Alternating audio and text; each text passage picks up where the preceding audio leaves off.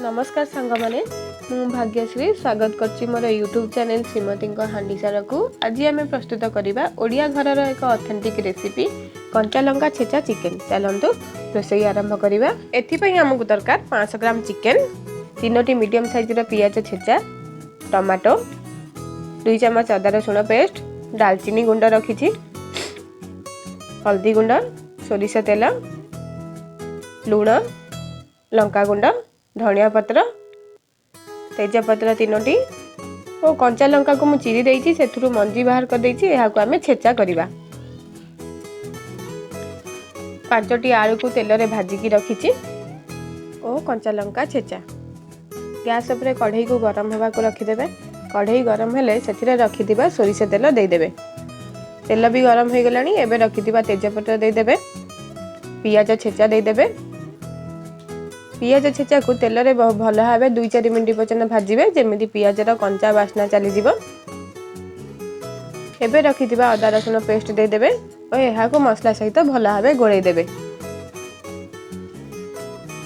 एहा को कसिया पई 2-4 मिनट पर्यंत कवर करी छाड़ देबे। 2-4 मिनट होई गलानी। एबे मु कवर बाहर करी चेक करछि। एहा टे खरिका सहायता रे गोळौथिबे मझिरे मझिरे। एबे सेथिरे रखि दिबा कंचा लंका छेचा दे देबे। यहाँ को भल भाव मसला सहित कषि हवा को देबे। एबे स्वाद अनुसार लुण, हल्दी गुंड, लंका गुंड पकई देबे। यहाँ को भल भाव गोळै देबे। मु एथिरे अन्य कोनोसी गुंड मसला व्यवहार करूनी। यहाँ को कवर करी भल भाव कषिया पई छाड़िबे। देखंतु मसला हमर बहुत भल भाव कषि हो गलानी। एबे काटिकी रखि दिबा टमाटर दे देबे। यहाँ को भल भाव गोळै देबे। टमाटर को जरिया पाई कवर करी 2-4 मिनट पर्यंत छाड़ देबे। 2-4 मिनट हो गलानी। मसला भी हमर तेल छाड़िया आरंभ कलानी। एबे चिकेन दे देबे और यहाँ को मसला सहित भल भाव गोळै देबे।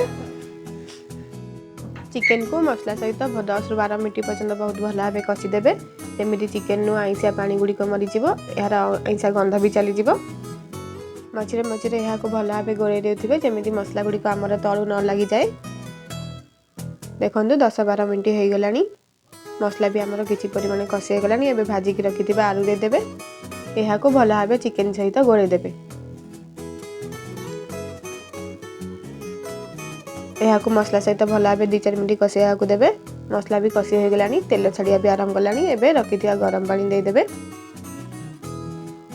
यहाँ को भल भाव गोळै देबे।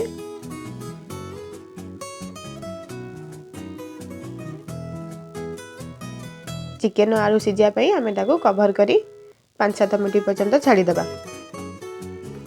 5-7 मिनट हो गलानी। देखंतु चिकेन रो बहुत बढ़िया बास्ना आसुची। कंचा लंका पकाया द्वारा हमर बास्ना बहुत भल आसुची। हम तरकारी भी प्रस्तुत हो गलानी। मु गोटे मांस काढी चेक करछि। देखंतु सिझी भी जाइछि। एही समय रखि दिबा दालचीनी गुंड दे देबे।